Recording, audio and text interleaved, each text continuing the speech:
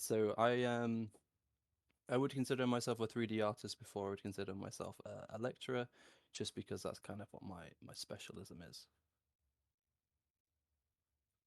Uh, okay, let's see if I can do presentations. There we go. So, how it all started, I guess, as many of you, I assume, are from Staffordshire University. I started in 2018 doing the game design course. Wasn't really quite sure what I wanted to do back then. So choosing game design, I could do a little bit of everything. But ultimately, I decided to go with hard surface modeling. But kind of doing the game design helped me kind of learn the aspects of, engine work and game design and game art all at the same time. So in terms of teaching, that has really helped because you're going to be doing all of it at the same time constantly. Um, and then after I finished, I kind of decided to do my master's, and there's a couple of reasons for doing this. One, 'cause I didn't want to leave uni. I mean, who doesn't want to leave uni? And then two is because I wanted to kind of keep working on, on my portfolio, keep working on my skills. This time I didn't know about becoming what the process was becoming a teacher or even thinking about it. You see your lecturers every day, you're like, oh, that's cool, maybe I'll do that one day. But the process and all that, that hadn't kind of come to me yet. Until, I spoke to one of my lecturers, Ben Rimmer. Uh, Now Ben's cool. I love Ben. And he kind of helped me into the kind of teaching pathway and kind of was like, oh yeah, you should do teaching. I think you'd be really good at it. And he kind of told me about his journey and his story. And, that's when the Rimmer route was born. Now, it's a funny name because he has a funny name. Um, and the Rimmer route is kind of his journey into teaching. So he did his degrees, and then he went to go teach at Stoke-on-Trent College, I believe it was, where he did animation. And then after a year of teaching at college, he now is, a university lecturer.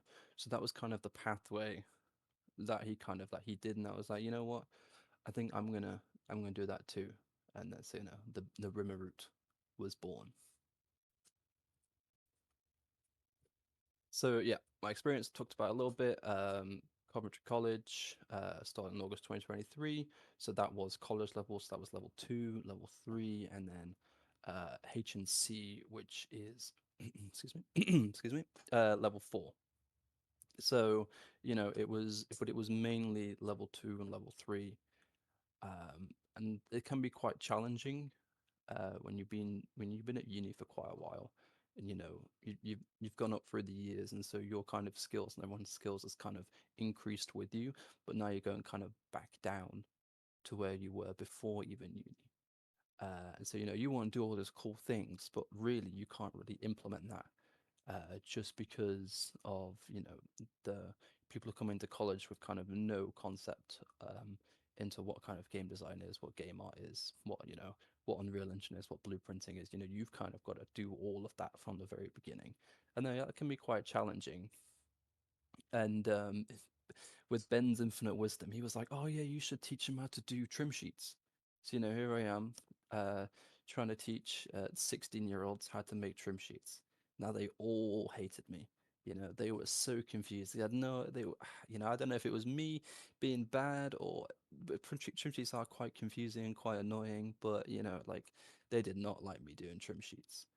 Um, but by the end of it, um, and once they finally understood it, they were like, wait a minute, we can do so much cool stuff with trim sheets. And it was like, yes, trim sheets are so good. You can create literally an entire environment with nice little square and some textures. And then once they realized that, now you've got all these students who can make their own environments really easily. And that was really cool. Uh, yeah, we love trim sheets. Um, but now I am a games art lecturer at DBS Institute, and DBS Institute is, if any of you've heard of like SAE or like Boom Satsuma, those kind of places. So it's not technically a university, but it is a higher education kind of uh, I guess institute is the word, a higher education place where you will do university level courses, but not at technically a university.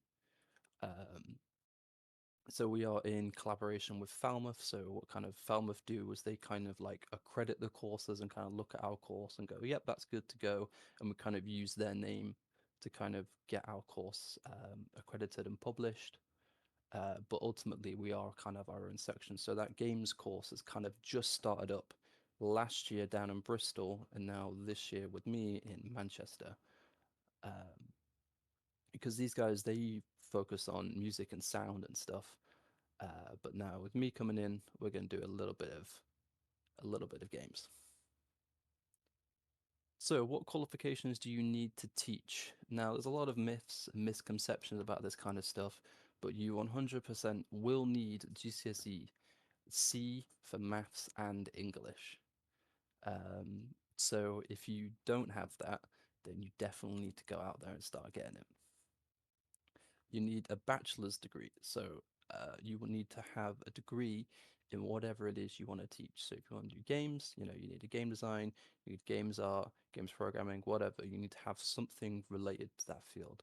Even if you do like a film and media course, you could go and teach games at college level, as long as you can show that you have the skills, but you need some kind of degree to kind of say, hey, I can do academic stuff.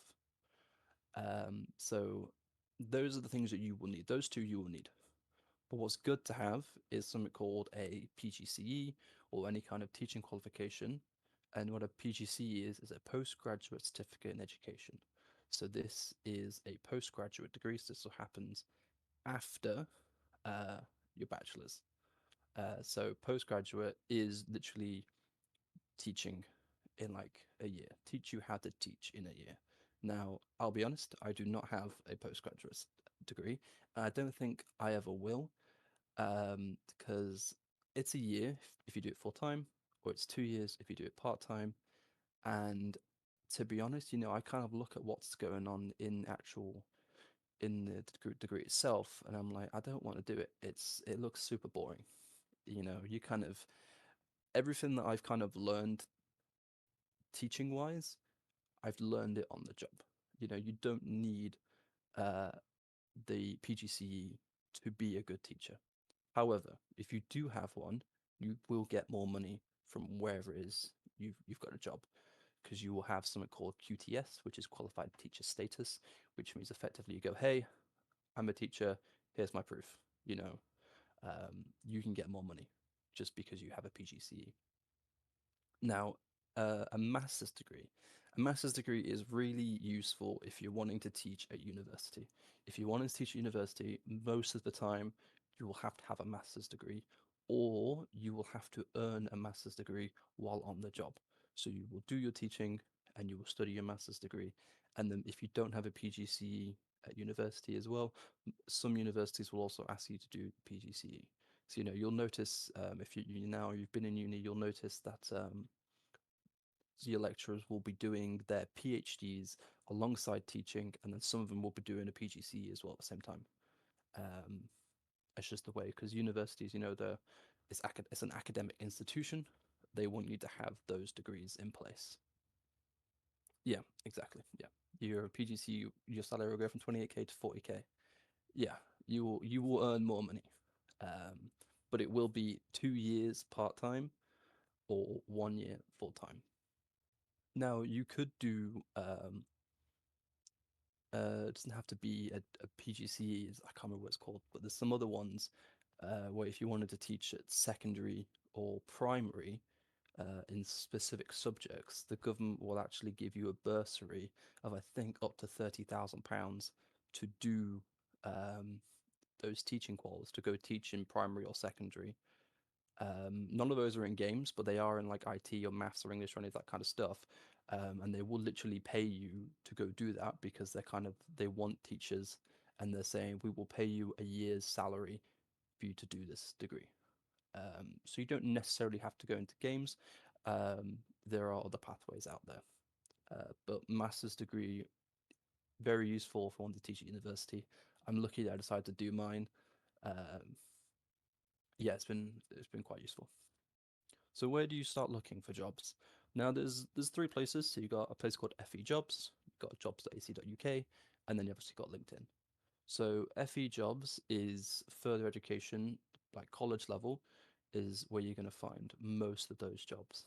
Um, most all these are UK based as well. So in FE Jobs, not every college, not every institution is going to call a games lecturer a games lecturer. It might be game design lecturer, games development lecturer, esports lecturer, creative media lecturer. Don't be put off by the title. Just focus on what it is you'll actually be doing. So with esports, it might be esports, but there is games stuff within esports. Um, in creative media, so in college, with on is written by Pearson, which is like an academic, like a governing body type thing, and they write what it is, the stuff that you've got to teach. And the one that you'll be going off is called Creative Media Practice, which is done by media and games. So you might be a media lecturer, but you'll be doing games. So don't be put off by that. And then Jobs at UK is where you find most of your university stuff. Um, it's where I find most of my university applications if I'm applying to be at university. But university and college, in terms of job application, they are much more beefier. So I don't know if any of you saw, but staffs recently put out job applications. Um, I did look at it. I did consider applying, but my God, it was massive, absolutely huge. And I remember looking at it for the first time before I started teaching, and I most of those questions I had no idea what even any of it meant um, before I started teaching. So this they definitely Staffs is the best in, I think, at least in the country, maybe even Europe, for games. So they can afford to be kind of picky, but yeah, it was quite a lot. So kind of choose your battles. Maybe staffs at the minute is too far of a reach, but maybe some of the smaller universities that don't necessarily focus on games too much. Maybe you can start there and you can build. Don't be put off by that. Some universities will want you to do a PhD while on the job as well. If that's something you're interested in doing, then you might have to do that at university. If you're not wanting to do that, then maybe that university isn't right for you, and you can consider other ones. LinkedIn is really good for jobs. I'm sure everyone uses LinkedIn here.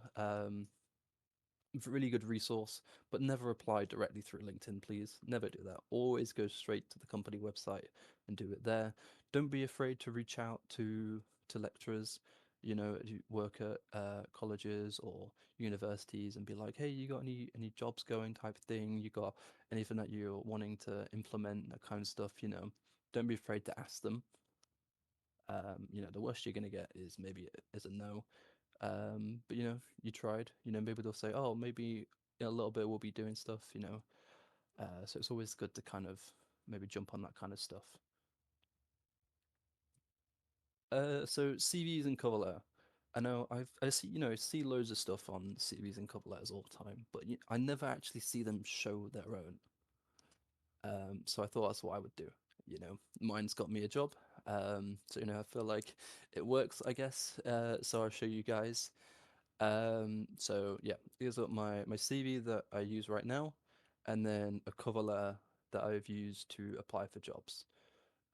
So your CV, if you don't have any kind of experience in teaching or anything relevant, I wouldn't put it in there. So, for example, if you've worked at Pets at Home, I would not put that on your CV if you were um, gonna go for teaching jobs. It's just not necessary. Um, if so yeah, your education will be much more um, important on that. So you want to focus more on your bachelor's and talking about, or your master's, and talking about what it is that you did on there and how that relates. So for me, I have some experience that I can talk about, which is really useful because I remember when I first started writing my CV, I was like, oh god, I have no experience at all. How do I kind of write this? And you just don't have any experience, so it's not much you can really do about it. You just kind of have to be kind of open and honest with it, and just talk about your education more, talk about the modules that you did, talk about your projects that you worked on, and kind of go deep in there and talk about the software and stuff that you use. Um, to kind of, because if you some companies they use AI to kind of read the CVs and stuff. If you put that software in there, the AI will just pick out those words. So you kind of have to, you got to think about the way you're writing it is who are you writing it for. And it's not always going to be a person. If you're applying for teaching roles, it's not always going to be somebody who knows what games is about who's going to be hiring you. HR in a college is not going to understand talking about ZBrush for an hour. They're going to have no clue what you're on about. So you kind of have to kind of choose what it is that you're going to be talking about and kind of get those keywords in there, but make it make sense. Um, and then cover letter. So something I like to do. A lot of people, might not like this, but when you're applying for a job, you'll get a job specification, and that's a document of what it is they're exactly looking for in that job. And you just get that. You just put it into ChatGPT, and you ask ChatGPT to write me a cover letter, and it will write your cover letter. And then what you do is you rewrite slightly the cover letter and you just put in yours. So, for example, if you're applying for a job and it said, um, for example, it might say, willing to work towards a PhD, for example, if you're applying for a university job, and then the ChatGPT is going to say, I'm willing, I have a PhD, and obviously you don't have a PhD, so you'd kind of take that out. But it's really useful because it gets all the information from the job spec really quickly into a body of writing that you can rewrite to look better. Because it's much easier rewriting something than it is to write from scratch. You don't want to be writing 20 cover letters out. You just chuck in ChatGPT, get it to write you something, then you rewrite it. This saves you so much time. So don't be afraid to use AI, especially AI in education. That is kind of becoming more and more used. So just don't shy away from it. So interview prep. So you apply for a job, you get an interview. Okay, they're gonna ask you to do something called a micro teach. Now these are not fun, but you have to kind of do them. It's like an art test. You gotta prove that you can do what it is that they're asking you to do. So you're gonna have to do a 15-minute teach on a topic that they will provide. Okay. So they will say, for example, they'll give you something that they want you to do, Microsoft, maybe animation, maybe whatever, and then you've got to do a 15-minute teach on that. And that will be in front of students or it'll be in front of an interview panel. Okay. Uh, but you always need to kind of do it in a way that it's in front of students. And you want to make sure that you're getting the students involved in the lesson. You want to make sure it's interesting. You want to make sure it's to the point. You want to make sure it's correct for a start.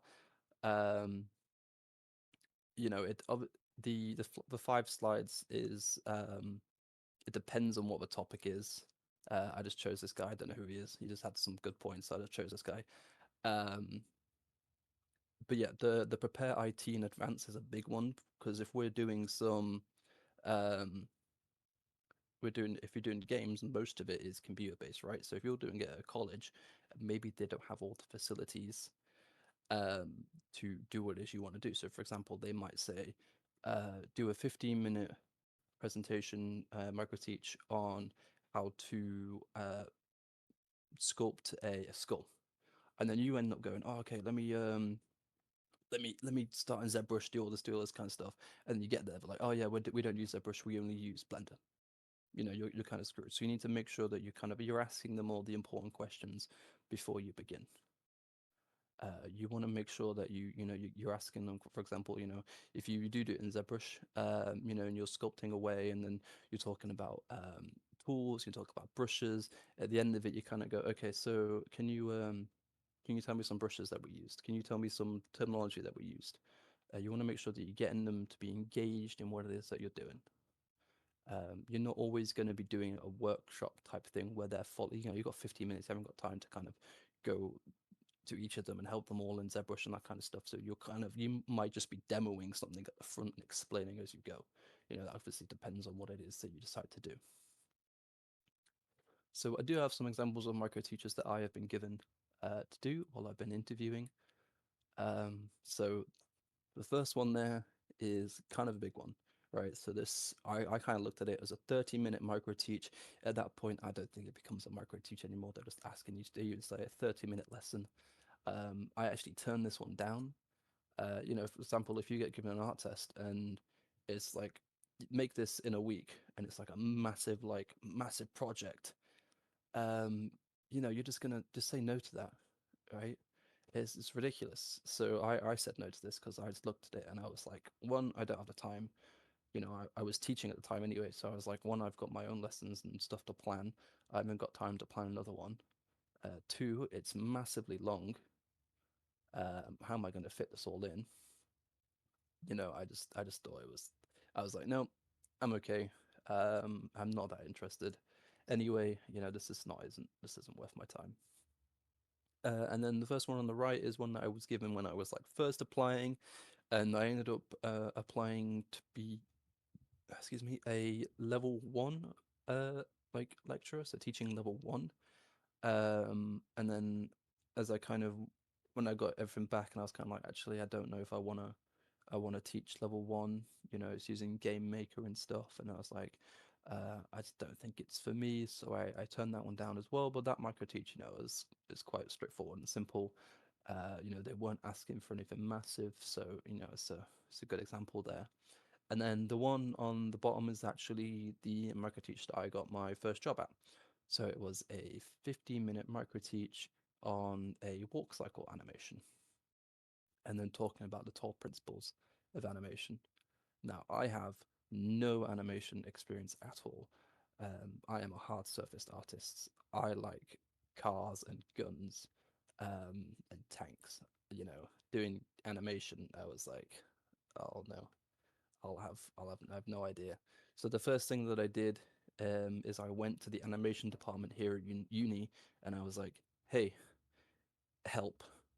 And that's what they did. And they, I was in there with them in their office for like an hour, and they kind of gave me this crash course on animation, everything I need to know and everything I need to do, and they gave me some like course materials and stuff. So I was like, this is great. You're paying for your course. Make sure that you're using your lecturers to the best of their abilities. That's what they're there for, is to help you. um, and with their help, and kind of doing a bit of self-taught stuff, and just creating my own micro teach, I was able to get my first job. Okay, so great, you've done your micro teach, you've got the job. Congrats. But now you'll notice that congrats is small and teach is small, because actually they're only a small part. A big part of teaching is lesson planning and something called a scheme of work. So, a scheme of work is what it is you're going to be teaching each week. How are you going to be teaching it? How are you going to embed maths, English, and IT into your lessons? This is specifically for college level. It's a little bit different at university. You don't have to do it as in depth at university, but you will have to do something similar. But at college level, you will have to do this big document, and talk about every week what it is that you're going to be teaching, how you're going to teach it. Now, if, for example, if you start uh, in August, you'll have until September, where students are on holiday, where you'll be able to kind of plan out and you'll have time. But for example, if you start in January, then most likely the scheme of work will already been written, and you'll have to work towards that scheme of work. So when you start your role is really important. It's going to affect a lot of things. Lesson planning, you're not, maybe you don't want to plan every lesson, but you are going to want to plan lessons. Like, I'm terrible for lesson planning. I don't plan lessons at all. I just kind of, you've got a scheme of work. I'm not going to be teaching week by week. For example, if this week is like the fundamental of 3D modeling, maybe I don't need to do a lesson plan on that. Maybe I just go, okay, let's open up the software and let's have a play around for a lesson or two and just figure stuff out as we go and see where students are at and who's where. And then as we get further into it, maybe the lesson plans becomes more important because you need to figure out how you're going to help the ones that are behind while pushing the ones who are ahead. So honestly, it's just a preference. However, um, where you work will expect some kind of planning to be taking place, and they will ask you where your planning is and all that kind of stuff. So it is important to have that. And if you do your PGCE, most of it focuses around this kind of stuff and like the theory of all this kind of stuff, which to me boring. I don't want to do that.